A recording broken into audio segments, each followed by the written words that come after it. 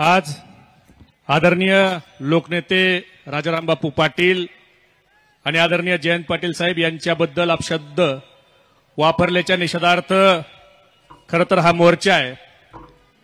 पण शिंदे साहेब, ज्या कुत्र्यामध्ये 3 प्रकार आहेत आमच्या मराठवाड्यात, भाजपवाले म्हणतात गावगाड्यातली भाषा आहे, रानटी भाषा आहे, खेड्यातले आहेत, आम्ही त्याच्यापेक्षा खेड्यातले आहेत।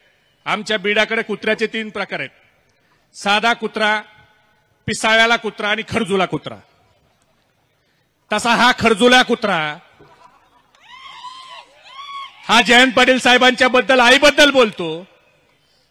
पण आवाज साहेब, जयंत पाटिल साहब को गाली देना तो बहाना है, अवधूत वडार की आत्महत्या का पीछे जो घटना है उसको छुपाना है। अवधूत वडारची आत्महत्या का झाली? ह्या हरामखोराच्या पीएनं त्या अवधूत वडारला त्या ठिकाणी मारहाण केली, बोगस बिलं लिहायला लावले।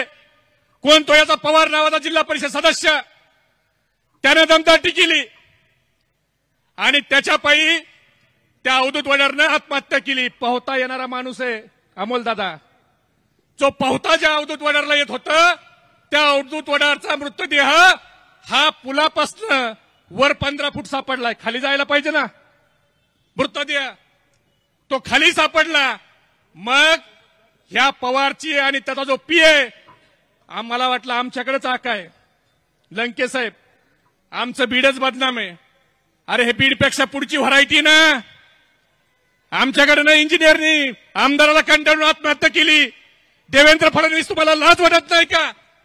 तुम्ही मुख्यमंत्री असलेल्या राज्यामध्ये तुमच्या आमदाराच्या पीएचं नाव घेऊन त्या मृत इंजिनियरची आई आणि बहीण टाळं फोडतीये, त्याला तुम्ही न्याय कधी देणार?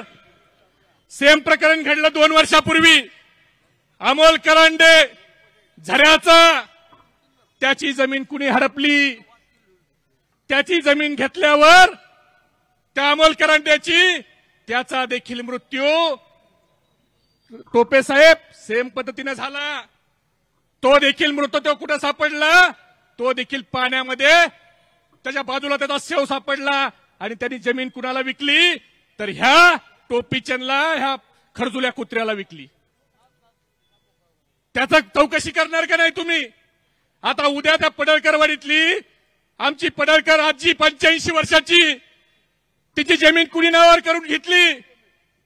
आता उद्या अवधूत वडार आणि अमोल करंडे सारखं त्या पडळकर आजीचं जर झालं तर नवल वाटू देऊ नका। अरे आमच्या बीडला आणि परळीला कमी आहे, त्याच्यापेक्षा जास्त तुमच्या सांगली जिल्ह्यात ह्या खरजुल्या कुत्र्यामुळे व्हायला लागलंय। आणि हा काय म्हणतो? भिकारचोट जयंत पाटील साहेबाला। अरे लका, तू भिकारचोट तू आहेस।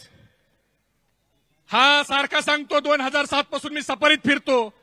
अरे 2006 ला तू एमएटी वर फिरत होता। 2007 ला झऱ्याचं जलस्वराज्याचं काम मिळालं, त्याचं 9 लाख रुपयाचं बोगस बिल काढलं आणि पुण्याला भांडारीच्या शोरूम मध्ये जाऊन ती सफारी गाडी घेतली, त्याची पासिंग केली नाही, बाकीचं पैसे पण तू भरले नाही। आणि सारखा म्हणतो जयंत पाटील साहेब माझ्यावर खोटे गुन्हे दाखल करतात। काही व्हिडिओमध्ये म्हणतो अरे बाबा माझ्यावर खोटे गुन्हे दाखल करतात। अरे बाबा, फिर्याद द्यायला तुझ्या विरोधात जयंत पाटील साहेब, स्वर्गीय आराराबा हे गेले नव्हते? तुझ्या विरोधात मंगळसूत्र चोरीची केस कुणी केली? थोरातनं केली। वळवणचे थोरात हे धनगर समाजाचे आहेत, त्यांनी जाऊन तू मंगळसूत्र चोरलं म्हणून तक्रार दिली। जयंत पाटील साहेब गेले नव्हते, आराराबा गेले नव्हते। त्याच्यानंतर झऱ्याला जी केस झाली मारहाणीची तुझ्यावर, ती मेटकरी नावाच्या व्यक्तीने केली। ते फिर्यादी मेटकरी हे धनगर समाजाचे आहेत, ते दुसऱ्या कोणत्या समाजाचे नाहीत।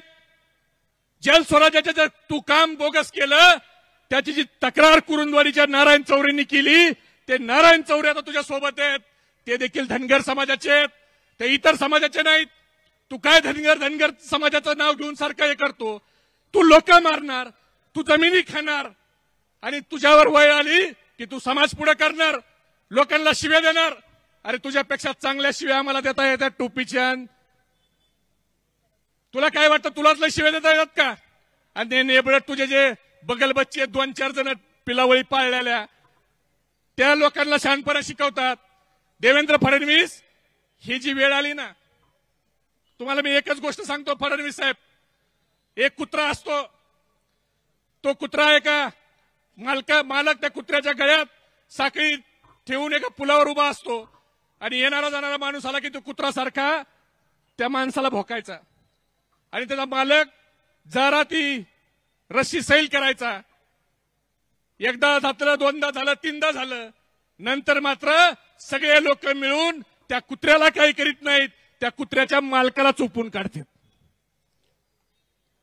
तसा आज ह्या कुत्र्याचा मालक कोण आहे?